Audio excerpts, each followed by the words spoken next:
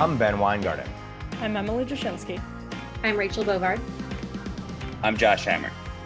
And this is NatCon Squad, where common sense and common good meet.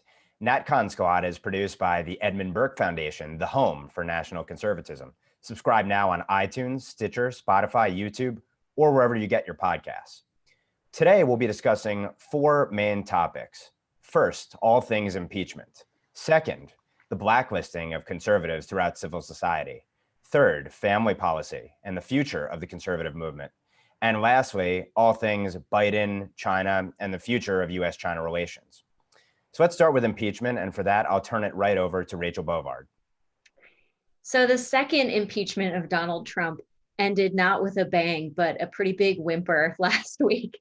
Potentially the fastest impeachment of all time. You saw the House Democrat managers sort of cobble together this case that was primarily based on press reporting and pretty quickly unraveled on some key accounts, especially relating to a phone call Trump was alleged to have made to Senator Mike Lee, then passed to Senator Tuberville, all about this idea of whether Trump knew that Vice President Mike Pence was under threat when he sent a tweet that was negative about Mike Pence. The Senate spent a lot of time on this question. And you saw actually Mike Lee get up and make a pretty heated defense and said, look, this is based on a press report that's erroneous. This did not happen the way this press report, is describing it. Said you're dragging my name through the mud, even produced his phone records to demonstrate the time where this phone call took place, which was like 2 minutes after Trump sent the tweet. Anyway, this was sort of characterizing the entire trial, which again was just a bunch of press reports and hearsay and sort of partisan backstabbing and all the things we love about our politics, which is to say we hate them. And, it ended in Donald Trump being acquitted. Now you saw, I think it was 7 Republicans come across and vote to convict. But I think what was really notable about that fact was, as soon as it happened, you saw some people that weren't surprising, right? People we knew were in this vein. So you saw, Mitt Romney, Pat Toomey, a number of senators who've been in this place before, Ben Sasse, but they were joined by people like Bill Cassidy, who immediately, as soon as he did this, was rebuked by his own state GOP. And we've seen such actions, similar ones taken against people like Liz Cheney for leading being a Republican that sided with impeachment in the House. And I think it sort of serves to demonstrate how far some of our politicians are from where the base of the party is within the Republican movement. And I think it's going to really be the sort of area that we fight on in the next couple of years to sort of which side is going to win out. But I think no more was this characterized better, I think, by Mitch McConnell himself, who did not vote to convict President Trump, but then went out and gave a speech in which he basically said the president was, morally culpable, that the party needs to move away from Trump, that he's going to be supporting candidates who are quote unquote electable. And it was a really, people make the argument that he was trying to split the baby, but I don't think that at all. I mean, it's very clear what he's doing. He's trying to purge the Republican Party of anything related to Trump. And he's pinning it on Trump the man, but what it's really about is Trump's political movement, which is very significant within the Republican Party that widened the base of the Republican Party. Mitch McConnell wants nothing to do with that. Mitch McConnell wants to put the party back into a Chamber of Commerce-sized box, where the only thing the Republican Party gets exercised about is war, corporate tax cuts, and occasionally campaign finance. And that's our entire agenda. I increasingly do not think that that is a sustainable agenda. And, when it comes to candidates, if Mitch McConnell's in charge of picking these candidates, what often gets overlooked within DC is that he's terrible at it. He has a terrible track record of picking successful candidates. I mean, just look no further than Arizona, where he pushed for Martha McSally, who lost, pushed for Kelly Loeffler over Doug Collins, also lost. My personal favorite in the state of Alabama, where Mitch McConnell spent $11 million against Mo Brooks so he could push Luther Strange, who promptly lost to Doug Jones and made Alabama turn blue. Okay, go down the line. I mean, endorse Charlie Crist against Marco Rubio, Trey Grayson against Rand Paul, Bob Bennett, against Mike Lee, Arlen Specter against Pat Toomey. Half these senators wouldn't be here if Mitch McConnell, people listened to him. and his argument resonated with anyone. And so I do think that this whole impeachment, there's a whole number of areas you can talk about with it, but I think with where the future of the Republican Party is going, Mitch McConnell is a big vector for this.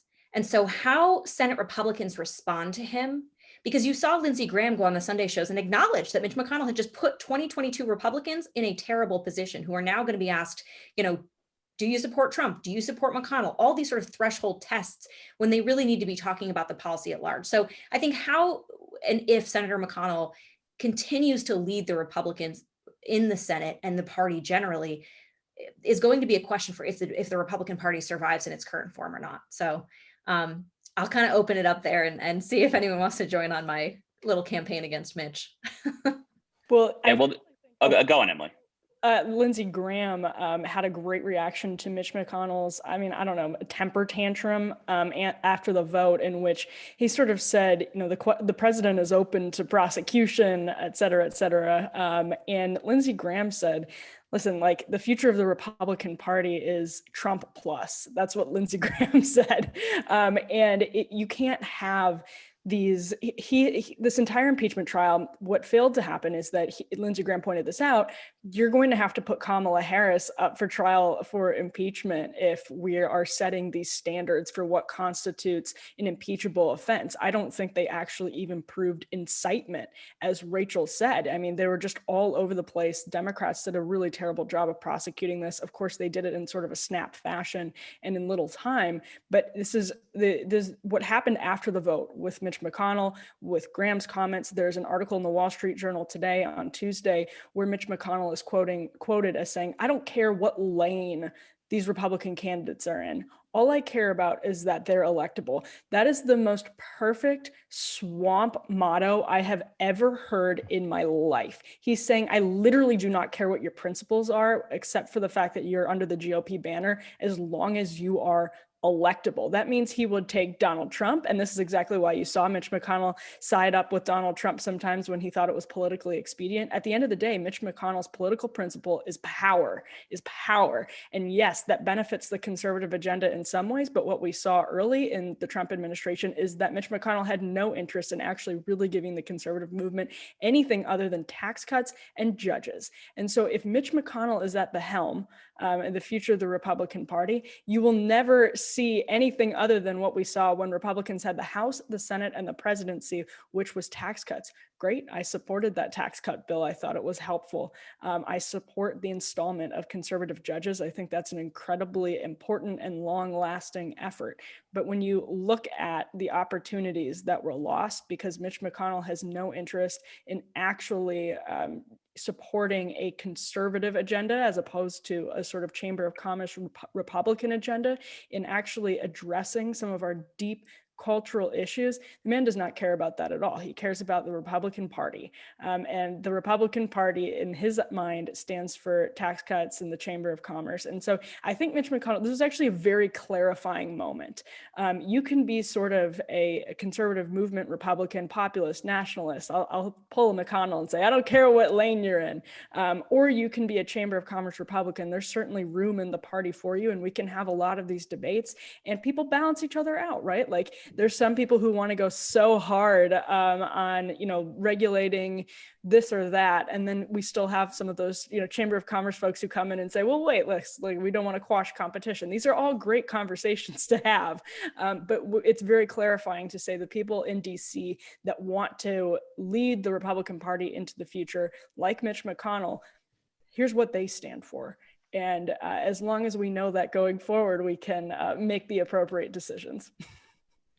Yeah, I've mentioned this on a previous podcast, but I just think back to the 2018, I guess it was the last pre-COVID Federal Society gala at Union Station in Washington, D.C. And Mitch McConnell gave it was a widely publicized, I guess it was 2019. It was the last one before COVID.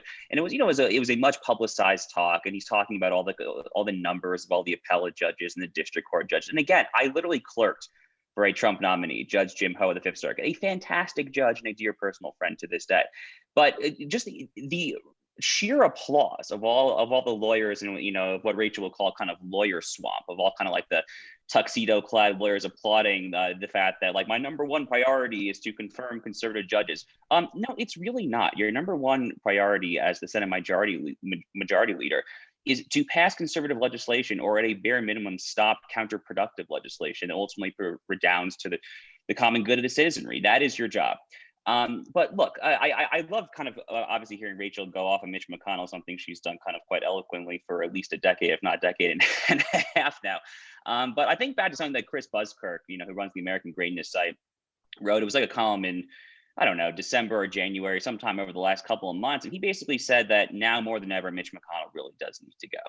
And it is an important moment, which is what Emily was saying. It's a very clarifying moment because the Republican Party, the conservative movement, to the extent the quote unquote movement actually is a movement at this point, something that perhaps we'll discuss in a later segment on this very podcast. It is a time for choosing, in kind of like the Reaganite phraseology from his 1964 famous speech at the Goldwater Convention. It is a time for choosing. And we can go back to the status quo ante. There will be a number of Republican candidates who will run on that in 2024. Nikki Haley, I presume, will be more or less kind of the candidate of that lane. I'm sure there'll be others who choose to try to seize that mantle. And that seems to be the way that McConnell is positioning himself. But we're recording this podcast on Tuesday. I read Mitch McConnell's Wall Street Journal op-ed this morning, where like 75, 80% of the op-ed is basically trying to justify his reading of the Constitution as to why he was precluded from voting to convict. And if you read between the lines there, he's effectively saying, of course I would have voted to convict if I didn't come to this constitutional conclusion. But by the way, on the legal question, I think it's actually a very close call. For what it's worth, I actually think the libs are probably right on this. It's a genuinely close call, but this is the Edmund Burke Foundation after all, and we kind of go back to the English common law. Edmund Burke himself actually led the impeachment trial of Warren Hastings for his conduct in India after Warren Hastings' tenure. And impeachment in the late 1780s, roughly contemporaneous with the signing of the Constitution. So anyway, no point in getting into an obscure legal debate that is no longer relevant, but I actually, even on the law here, happen to think McConnell's probably wrong. But it is a very clarifying moment, and we'll see what happens from here. But look, I share the sentiment certainly of my two co-hosts thus far that McConnell probably should go away. And Ben, I find it very hard to believe that you would disagree with us, of course. Yeah, I'll make 2 points here, and I should preface by saying I did not watch 1 minute of this quote unquote impeachment. I didn't believe on principle that I ought to give it my sanction by giving it any focus whatsoever. The fact that any quote unquote Republicans, first of all, legitimated this process, and then obviously in some cases voted to remove someone who was already out of office, demonstrates once again, and this is from leadership on down, that most of the purported representatives of Republicans do not actually care one iota for their voters, for the vast majority of their constituents. It's very clear that they serve, what's been referred to as the donor class or the swamp, K Street, however you want to describe it.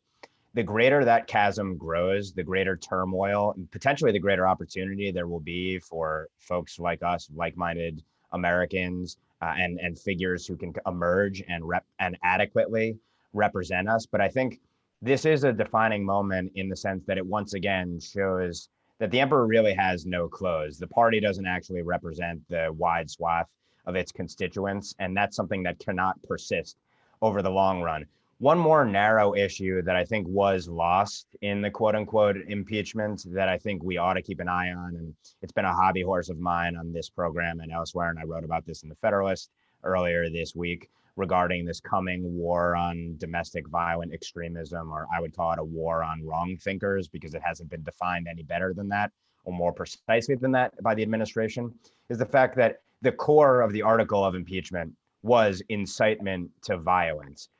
The standard that was applied here was ridiculously liberal. It would never pass muster, I don't believe, in a court of law, though maybe we'll see if it comes to it in a court of law, not a court of politics that is an impeachment proceeding. But to the extent there is a new liberal standard for incitement to violence, and any speech essentially that a person in power doesn't like can be potentially twisted and perceived to be a call to open warfare, that leads us down into a very dark place when it comes to our civil liberties. We could end up in a sort of Minority Report scenario where there's pre-crime, and any sort of language that the ruling authorities, the ruling class, doesn't like can be used against people to sideline them, not just censor them, but ultimately potentially prosecute them. And I think we're entering a very dark place to the extent the incitement to violence standard, which is a very high bar, it ultimately is lowered and we end up in this quite liberal position. I think this is incidentally a good segue into our next segment, which is talking about the blacklisting of conservatives, sort of a throwback in Hollywood and elsewhere, sort of a throwback to what we saw during the 1950s when there really were communists running around Hollywood. And for that, I will turn it over to Emily Jashinsky. Yeah, so actually what Ben was just talking about is wrongthink in Washington, but there's also wrongthink that's being purged from Hollywood, not unlike what has been seen in decades past. The last week saw a rash of so-called cancellations. Obviously, the term cancel culture is a little vague and murky and often misused or used in different ways, but let's use it for the purpose of this conversation because people generally understand what it means. There has been a rash of so-called cancellations. It started with Gina Carano, who was purged from The Mandalorian for sharing what is best described as a boomer meme that it was sort of labeled anti-Semitic. And Gina Carano actually told Barry Weiss in the last few days that she was really shocked to learn that it could be interpreted as anti-Semitic, that she had, and this is also goes for a previous, again, boomer meme that she had shared, and you can look these up on Google Images and see exactly what they are. But, you know, to the untrained eye, to somebody who's not sort of in the business, it's very reasonable that you would have no idea that these are tropes and that there could be offense taken in one direction or the other. She was trying to make a point actually about wrongthink and ended up canceled for it. She lost her role in The Mandalorian, one of the biggest shows on television, actually one of the biggest projects in Hollywood right now, period. One of the most popular pieces of entertainment in the world. She lost her high profile slot on that show. Now, in this case, I think Disney had been trying to push her out for a while because she is clearly sort of heterodox by Hollywood standards. She doesn't believe in cancel culture and has spoken out on things like transgender pronouns in the past. And this is where she landed. Also, Chris Harrison, the host of The Bachelor, which is probably the only time you'll hear The Bachelor come up on this program, but for good reasons in this case. Chris Harrison said he was stepping aside from the show because he literally defended the sort of extension of grace or the need to extend grace to a contestant who attended an antebellum party, an antebellum themed party in college, and who had, I believe at one point, wore a Native American headdress. So is hardly a defense of a member of the Klan. And Chris Harrison is hardly a member of the Klan himself. He was actually talking about the extension of grace, the need to extend grace to people because standards in this country have changed really rapidly. And this is a victory for the left, and it's sort of baffling as to why they don't see it as such. They have changed the standards, the cultural standards in this country at an extremely fast rate. And now there's an effort in Hollywood, which is, of course, led by corporations like Disney and ABC, to boot everybody out based on these standards that didn't exist at the same time just a few years ago. That's actually the exact point Chris Harrison was making. And the really big takeaway from all of this is that ABC is enforcing this cultural leftist standard that you cannot even have a debate about cancel culture anymore. It's actually really brilliant because if you can't debate cancel culture, it's not going anywhere. So I'll open up the floor to everyone. The Daily Wire is actually already in talks to make a movie with Gina Carano, which comes on the heels of what they did with the film Run, Hide, Fight that nobody in Hollywood wanted to make until the Daily Wire bought the United States, the North American distribution rights to the film. Really smart move, in my opinion. I've written about this at the Federalist. The future of media is going to be splintering. And, you know, in some cases, I don't want to say it's going to be splintering into sort of ideological niches because I don't think that's what's happening here. I don't think Gina Carano probably agrees with everything that the Daily Wire has published. I don't think if, you know, those producers were to snatch up Chris Harrison, he would agree with everything the Daily Wire has published. They're just sort of maybe center-right or anti-left, and that's the best way you can describe it. So the splintering has ensued, and I will open up the floor to anybody else who has thoughts on what this means for the future of entertainment and culture in this country. So, I mean, I wrote my recent column on this, actually. Just one kind of related note that I want to make is just the double standards, which is a theme we come back to on the show. It seems like every podcast episode for good reason, because every week there's at least 1, 2, or 3 more instances that kind of evince the ever widening chasm of double standards between kind of the ruling class and the deplorables over which the ruling class deigns to rule. But I wrote a column that's just kind of pointing this out kind of like step by step. I mean, just for starters, Eric Erickson kind of pointed something out that other people kind of quickly kind of latched onto, which is her co-star. I don't watch Mandalorian, but her co-star Pedro Pascal, is that the name correctly? Had a tweet. I had a tweet from 2018, literally directly juxtaposing Jewish prisoners in the concentration camps in World War II with what I think he intended to be a photo of illegal alien children at the U.S. southern border. Someone tweeted me yesterday that it actually wasn't even that. It was taken from a totally separate context. But there was that. The broader point, of course, for the last 4 years when Donald Trump was president, all you had to do was go on MSNBC, CNN, New York Times, any other bastion of media, cultural, institutional clout in America, and the analogizing, the sloganeering, the comparisons of Trump, who, by the way, has an Orthodox Jewish daughter, has Jewish grandchildren, and as a proud Jew and a proud Zionist, I will say was unambiguously probably the most pro-Jewish president, at least since Abraham Lincoln referred to the United States as a, quote, almost chosen people. Emphatically the most pro-Israel president since Israel's founding in 1948, but the left nonetheless called him a Nazi, fascist, Hitler all day in, day out. And then, of course, go back to 2 days after the Capitol riot on January 8th. This is the most egregious example from my perspective of them all.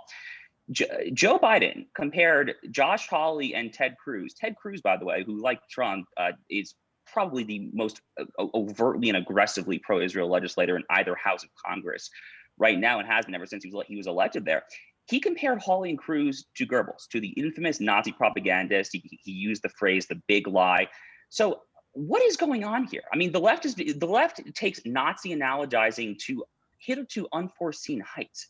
They do it like it's drinking their mother's milk. It is in their blood, it is in their DNA, and they love to do it. And now Gina Carano makes a tweet that she deleted, by the way.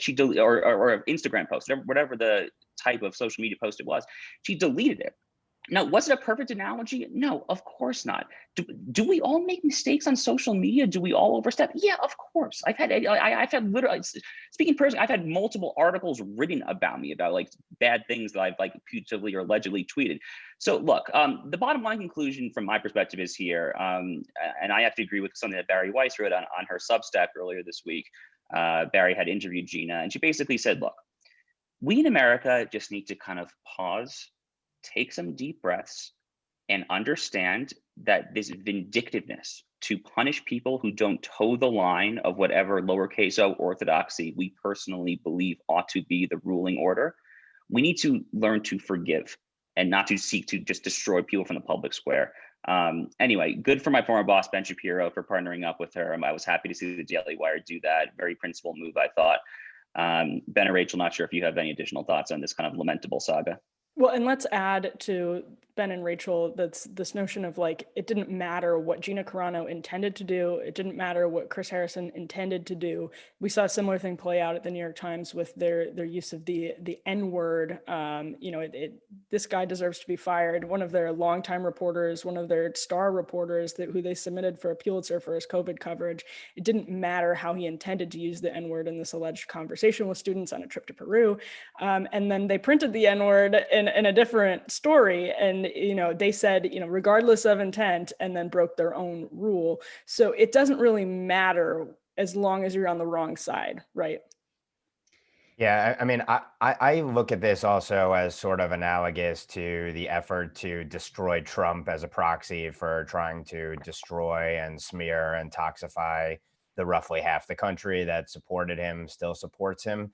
I think the issue with cancel culture, beyond the fact that there's no limiting principle to it and the purported rules and standards, I mean, these people don't really believe in rules and standards anyway, but they're ever shifting the bases for going after one person and not going after another. Like, we can talk about Ibram X. Kendi said things about transgenderism that would get any mere mortal not only canceled, but thrown in jail by the ever-shifting standards that we're following today.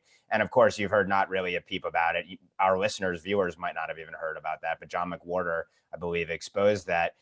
And he didn't expose it incidentally to try to destroy him, but just to show an example of, look, this is how one person gets treated, and here's how another person gets treated. And if there's a double standard, then there are no standards.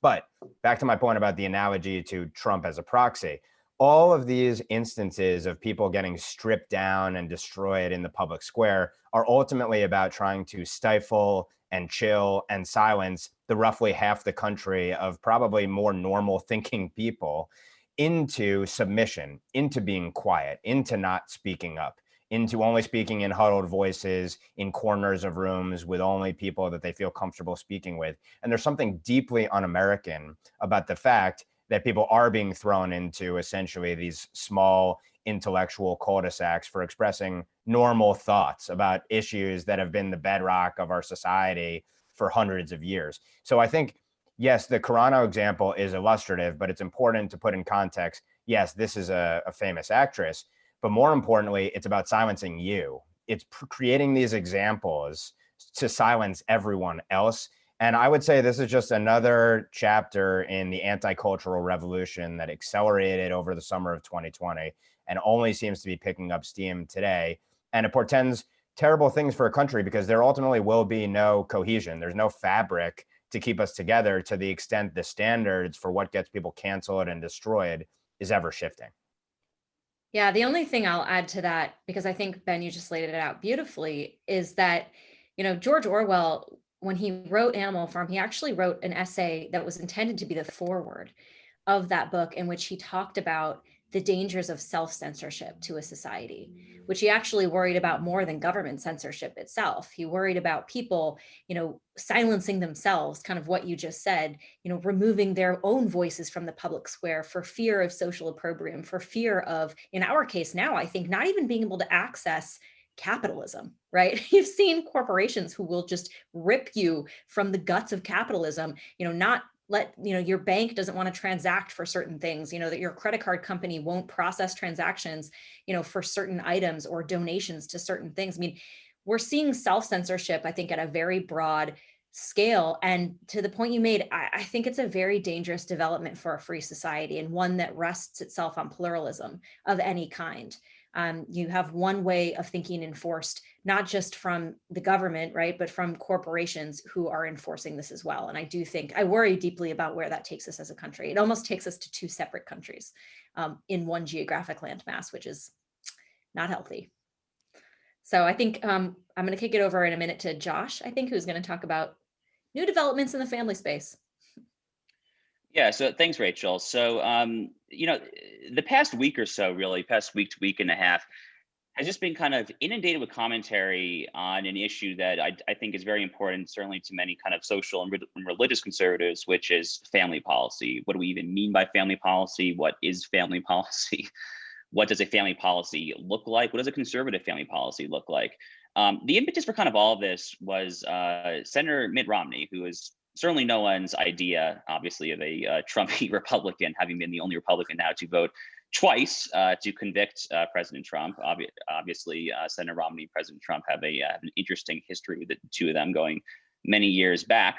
But he introduced a piece of legislation called the Family Security Act that effectively would phase in $350 per month direct cash payments starting, I think it was 4 months actually before a child is born. That's kind of right there, kind of implicitly amounting to what Ross Douthat called a, quote, softly pro-life policy. Kind of starting 4 months pre-birth and going up to 5 years of age. And then the monthly stipends go down to $250 per month from ages 6 through 17, if I recall. Ultimately kind of getting you to around $3,500 to $4,500 in annual payments per child. The Romney plan is budget neutral. He kind of gets to this this mathematical outcome by kind of combining some other various tax credits and kind of family policies in the tax code and kind of combining them into one. And then also phasing out SALT, the state and local tax deduction from the 2017 tax bill, which effectively, was a blue state bailout, of course. So lots to unpack here. But a lot of kind of the social and religious right has just been ecstatic about this. Publications like First Things, Public Discourse, the publication of the Witherspoon Institute, our friends at American Compass or in Cass's group have a new collection on their website this month that's all about family policy. I don't believe it was timed to coordinate with the Romney proposal. It just kind of happened organically. And look, I am not a Rachel-esque policy wonk. I have not read this bill. I cannot tell you whether there was like an egregious giveaway on page 702, for example, or anything like that. And Marco Rubio and Mike Lee, who are two senators who have also kind of proposed in the past kind of expanding the child tax credit, have actually criticized the Romney plan and come out with their kind of own proposal. So this is healthy. These are healthy debates to have. But for me, kind of taking it like slightly up a level here, just thinking about what these conversations mean for the conservative movement going forward. Look, here's how I think about it. In the years prior to Trump kind of being the battering ram and seizing the 2016 presidential nomination, there was this kind of quote unquote reform conservative movement. You saw Rehan Salam, you saw Ross Douthat, Ramesh Ponnuru, Yuval Levin, a lot of thinkers who kind of already were kind of saying that the Republican Party does not have a future as the home of like the Wall Street Journal editorial board, corporate tax for all style of conservatism. Rather, the Republican Party should be more kind of family and working class oriented. So the questions I think are, can we kind of continue this movement? Should we continue this movement? And I guess I'll answer those questions personally. And again, the policy details are, more Rachel's ballywick than mine. But as a kind of substantive, more theoretical level, I think the answer is yes. I think conservatives should place the family at more or less the centerpiece of their policy moving forward. This seems to me like conservatism 101, frankly. It seems to me kind of going back to Burke and Tocqueville and many of kind of the great thinkers who prioritize communitarian institutions, who prioritize a church, synagogue, family as kind of the formative institutions that kind of inculcate civic virtue. Without strong families, what good is anything that we're fighting for in the first place? And, I think a lot of conservatives have kind of thought of family policy as really kind of being cabined within kind of the confines of kind of quote unquote culture war-esque issues, right? This is kind of James Dobson, focus on the family, and kind of the moral majority from the Reagan years in the 1980s. And, look, I am very conservative, certainly, on those cultural issues, but I think we need to kind of come around to the realization that those issues probably do not suffice for a true kind of pro-family policy. Just kind of rhetorical paeans to fighting on kind of religious liberty, transgender, whatever, probably is not going to cut it. If we actually want to kind of build up the family from scratch, we probably need to have a pocketbook component to it. So that's kind of just my opening spiel here. Happy to pass it over to others who may agree with me, may disagree with me, frankly. I think this is definitely a topic on which the four of us might not even be on the same page. So happy to hear other perspectives. I think this is a shockingly stupid piece of legislation. And I say that not because I have any strong objection to the sort of reformicon notion of tinkering around the edges of the budget to be more pro-family. I agree with you completely, Josh. This is a healthy conversation. This is absolutely a necessary conversation, and there's room for it. Absolutely. This is I think Marco Rubio and Mike Lee hit the nail on the head in their statement about what's happening with this Romney bill. The severely conservative, self-styled severely conservative Mitt Romney is trying to jump on the bandwagon with this piece of legislation. And again, I'm not opposed to things like child tax credits. I'm not opposed to making the conservative. In fact, I strongly favor making the conservative agenda, first and foremost, a pro-family agenda. I think that's essential. But this is not good for our culture. This is a deeply, deeply bad idea for our cultures to create more government dependence and to create more government interference in child rearing. I think is just outrageously stupid. And it's doing it through a tax credit is one thing to incentivize certain things. Doing it through something like this without, as far as I can tell, a marriage requirement is deeply dumb. It's short-sighted. It's oversimplistic. And I don't think anybody should be cheering this. We saw, and as conservatives, we should see what things like the Great Society did to families in this country. We should see what it did to African-American families in this country that actually, by a lot of measures, were doing better than white families before the Great Society was passed. This is not a principled way to address the problems that are at the actual root of things like our birth rate, of things like our family issues. You can sort of go down the line.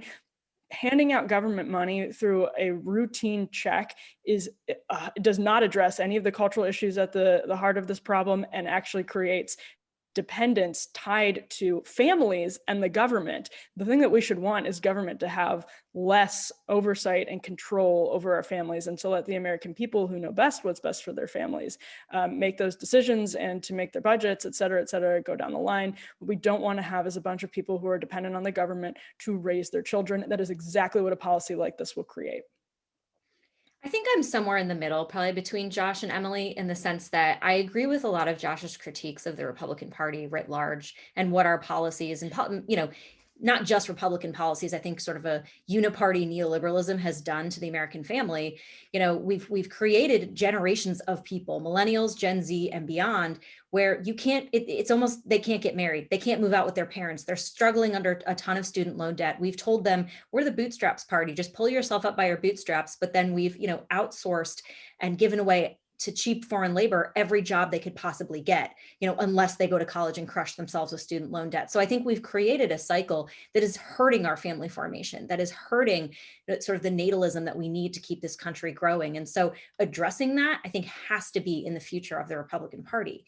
That said, when you mentioned the reformicons, and they sort of picked up on this, I think, this impulse early, but the reformicons failed, right? They failed to try to do this. They failed to get any momentum behind their proposals. And I think in large part, it was due to the fact that they almost became Democrat light. They didn't become they didn't offer unique Republican conservative solutions.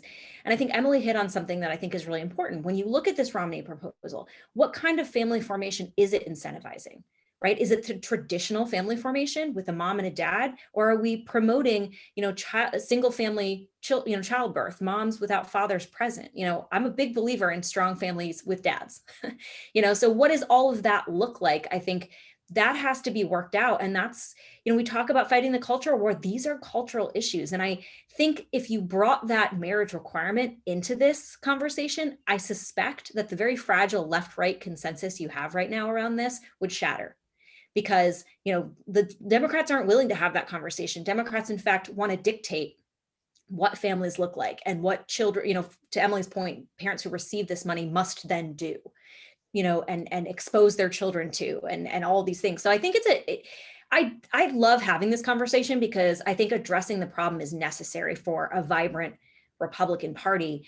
I am open to how we do it. And I think it's not going to be as simple as paying people to have children. I think we have a lot of cultural problems that have to be, sorted out, that our policies, our broad economic policies, have created. So I think you can't be mutually exclusive about it. You have to work toward those broad, addressing those broad problems as well.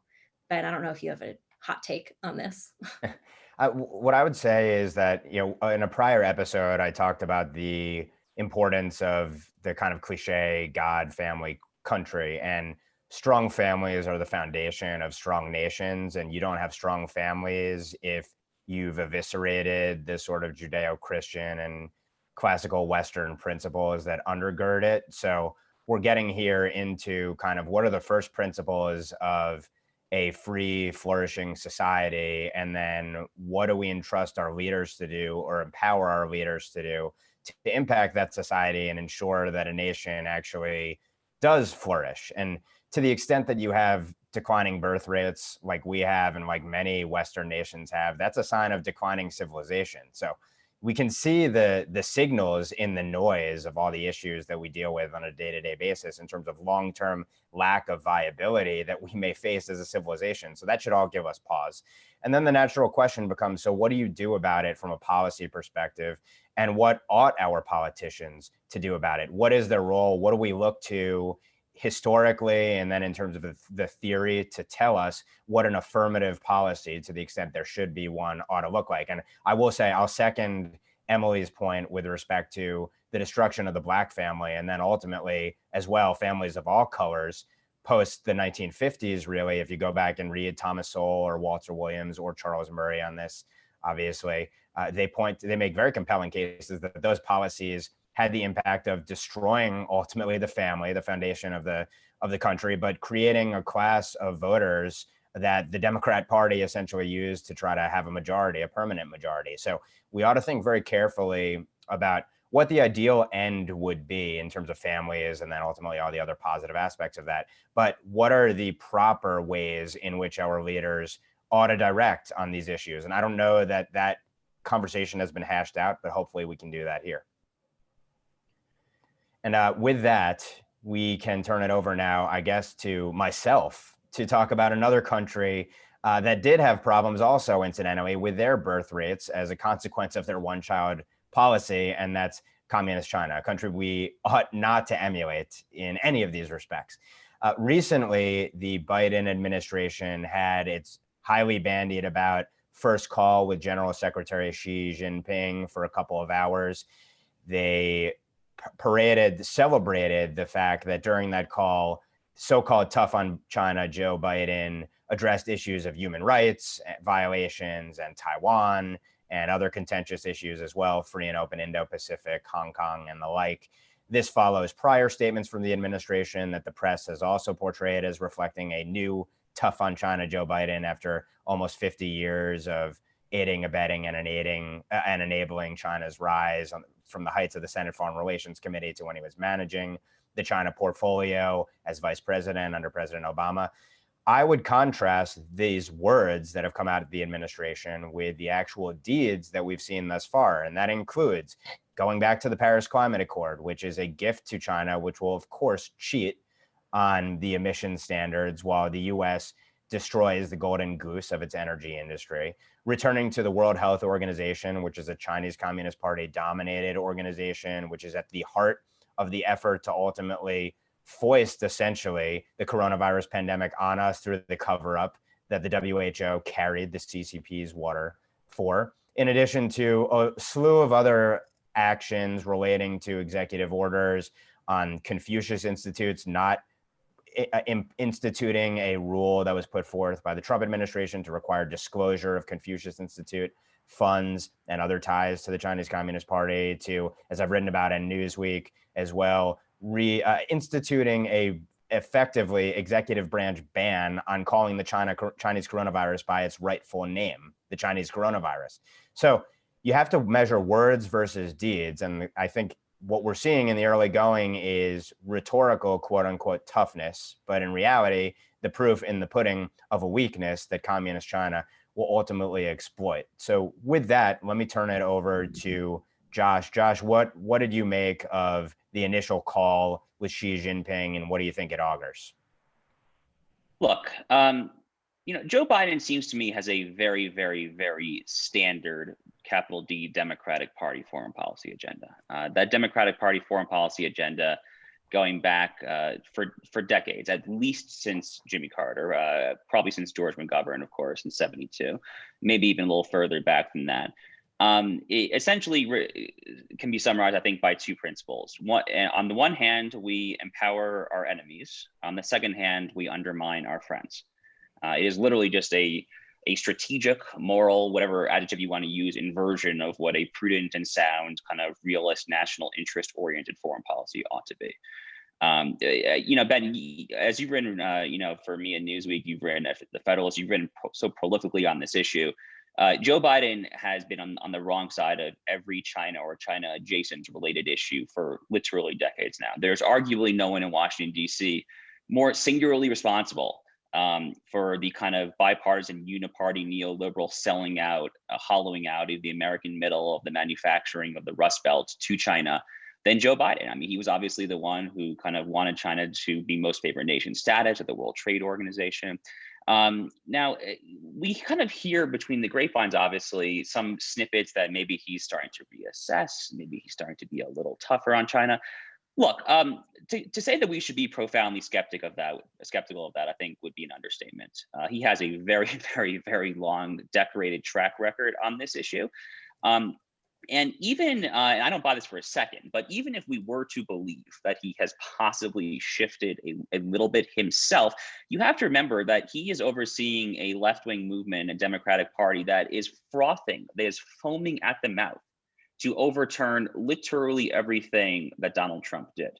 And one thing that Donald Trump did, of course, was literally become the very first president since Nixon went to China in '72 to openly question and start to kind of roll back and turn back this economic integration linking of us.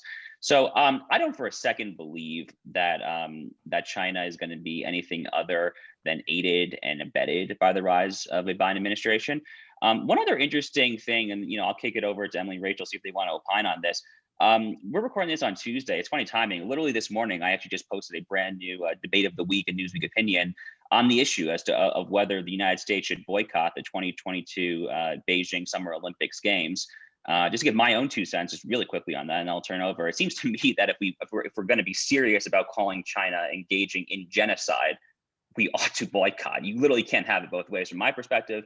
But maybe I'm wrong on that. So I don't know if Emily, Rachel, you have any thoughts on the call, on the Olympics, on any of these Xi Jinping related issues? No, you're not wrong on that at all. This is an easy call. If we are going to use the label genocide, which Tony Blinken has, and which the Biden campaign has embraced, you can absolutely not participate in these winter games. I mean, it's who profits when you hold the Olympics in a country, the host country. And so what we would be doing by participating in that is enabling the enrichment of a genocidal regime. And whenever this comes up, you have to feel terrible for the athletes, of course. I mean, it's tragic, but it's also much more tragic what's happening to the Uyghur people. And we talk so much about the Uyghurs, but it's also what the Chinese Communist Party is doing to people in the rest of the country, just even outside that issue, the way that it treats its own people. So no, I mean, this is like the easiest call ever, it would be to not participate in these winter games. And I'm absolutely fascinated to see what appetite exists in the Democratic Party because that'll exist in the Republican Party for the most part. But I'm really curious to see how Democrats react to calls to, step back, that the United States should step back from the Winter Games, because who else profits from holding them would be NBC. And the corporations that benefit from the ad money, the ad revenue, and the eyeballs. So we'll see what happens with Democrats and with sort of corporatists when it comes to this question. But I'm very, very curious to see what appetite exists in that sort of ruling class when it comes to, Mitch McConnell even, when it comes to what to do with these winter games. Well, I think it also underscores, too, to take it back to a previous segment, how superficial cancel culture is here in the United States, where, a celebrated New York Times reporter can be taken out for, repeating a slur in response to a question about a racial slur. Done, career over. But Disney, and Disney can kick off Gina Carano, but happily goes to China and films Mulan, miles away from a Uyghur concentration camp. LeBron James and the NBA, are forbidden from speaking of, any of the ills created or, the genocide going on in China. Apple can use slave labor to make its iPhones, and our AirPods and everything like that, and they aren't called to account for it. So this is the time for choosing for the United States. I think this is really sort of the question for both parties going forward. Are we clinging to this neoliberal consensus, which just says, engaging is good and, open trade with whoever wants to trade with us is good? Or do we actually have a moral standard for our markets? Do we have a moral standard for what we participate in as a country? Do we actually stand for the values that we say? I think this China question, especially when it comes to the Uyghur Muslims, is going to be a proxy for all of those things. So I think Emily's framing is right. We've seen how the corporations have responded to this, which is badly, but how are our elected representatives going to do or respond to this as well? I'm not that optimistic, but I think this is very much a question for the values that we hold as a country. Yeah, let me just say, I'm not sanguine on our political class either generally or in the president in particular, given his staunch backing by Wall Street, which doesn't want to do anything to upset the apple cart with China, as well as Silicon Valley, Hollywood, et cetera. So I'm not optimistic on this. It's worth noting, first of all, on the narrow matter of genocide, that, of course, while the administration, in particular Tony Blinken, I believe, has said something to the effect of, I personally believe it's genocide, the State Department is undergoing a review of the designation of genocide, giving themselves an out potentially by claiming that the Trump administration essentially didn't go about designating it genocide in the proper way. So keep an eye on that. The devil's in the details, and we'll see if on technical grounds they end up kowtowing essentially, in effect, to communist China. Also worth noting that there have been others around the world, including, I believe, at least one member of parliament in the UK who has come out calling for boycotting the games. And one of the largest Chinese Communist Party mouthpiece publications, their editor-in-chief, recently said that China will sanction anyone who goes about thwarting or stymieing the games. So 24 Trump administration officials were sanctioned right at the end of the administration by Communist China for their actions against the CCP. Let's see if anyone in the Biden administration ultimately joins them. Again, I'm not optimistic, but it would be a feather in their cap to the extent anyone does end up getting sanctioned by the CCP. With that, I want to toss it around the room, and we can start with Josh. Any final thoughts? Yeah, so, a lot of great topics, as we're want to do on this podcast, of course. Just kind of lumping together in my head the last two topics in particular, family policy, China, and where we go from here. Look, it seems to me that a Republican Party and a conservative movement, an American right, that does not prioritize the interests of those who have been kind of left behind from 50 years of neoliberalism, 50 years of selling out to China, 50 years of a tax code oriented to Silicon Valley, Wall Street, and the oligarchs and all of that, is a Republican Party that is probably ultimately not worth conserving in the first instance, speaking of the literal definition of conservatism. And, we obviously can disagree on the policy details. I am not a family policy expert. Like I said, I haven't even actually read the Mitt Romney legislation. It just seems to me that whether it's family policy, whether it's selling out manufacturing and innovation and semiconductors and all of that to China, or really any policy in the entire portfolio for that matter, whether it's infrastructure, no matter what it is, honestly, we should be thinking about families and those who have been left behind by the ruling class. And that's just kind of how I would sum up, I think, a few of our segments today. Well, I'll jump in with my final thoughts, which are similar to that. And, also this question of we should absolutely be thinking about these issues. And that's what I think the Republican Party and the conservative movement should be focused on right now, is not thinking about the next tax cut bill, but thinking about the next pro-family legislation, or what they can do using their bully pulpits to bring all of these sort of forces, institutional forces in this country, to think about these issues. I mean, we haven't even talked about academia, which is a huge source of so many of the issues here. So yes, thinking about it, but while also I would hope not, this is why I'm sort of fixated on the Romney question, while not creating sort of permanent benefits or permanent government extensions into the family life. And I just think going forward, it's going to be so crucial that while we try to correct the excesses of the corporatist conservatism, while we are sort of correcting those excesses, we don't go too far in the other direction, because then what we will have is two parties that are working in tandem to push the government further and further into our private and our family lives. And we've already run that experiment and we know how it ends. So that's my final thought. Yeah, I think, I align myself with kind of both of what you said, but I think in the short term, these are long-term problems that we need to address quickly, and broad problems. But in the short term, we have the initial problem of our leadership not agreeing with anything that we're saying right now. You have, we knew the snapback was coming when Trump left office. We were pushing toward, I think, a more comprehensive view of conservatism in the Republican Party itself. That snapback is happening aggressively and quickly. And so to the extent that any of these ideas are going to get traction, the people we elect and the leaders that lead the party have to change. And that, I think, is going to be a very early threshold test for the Republican Party, not just in 2022, but upcoming in 2024. This is very much going to be a proxy battle, I think, for where this movement goes, where the Republican Party goes. So I'm a little more focused on the politics, I think, probably than other people, but that's where my focus is right now. I agree with Rachel. There is the short-term imperative to survive and ultimately ensure that whatever this nascent movement is grows in strength. And then there's the broader question of, given the fact that all of the commanding heights are controlled by people who hate our guts, what do we ultimately do, given that problem set, the constraints we have, our strengths and weaknesses, and the strengths and weaknesses of the ruling class? But one of the things that I will say is that because the ruling class has made, in effect, so many adversaries, there is a political opportunity for there to be strange and unique alliances that we might have never thought would transpire. So I'll try to end on an optimistic note here, which is that just as China's attacks on human rights, on the most basic human rights, create potential coalitions that we can form between conservatives and non-conservatives, so too to those who are being canceled, who are free thinkers, who want to express themselves creatively and speak freely and openly and not be thrown out of the workplace or kicked off of PayPal and lose their livelihoods and have their families destroyed.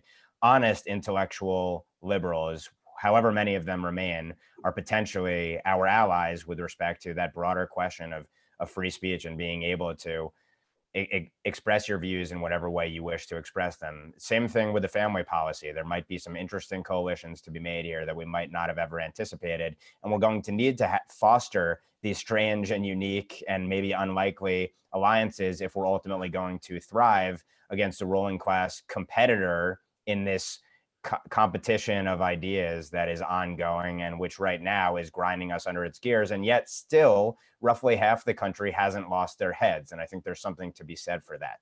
So on that sunny note, on behalf of Josh, Emily, Rachel, thanks for tuning in. I'm Ben Weingarten, and we'll see you on the next NatCon Squad.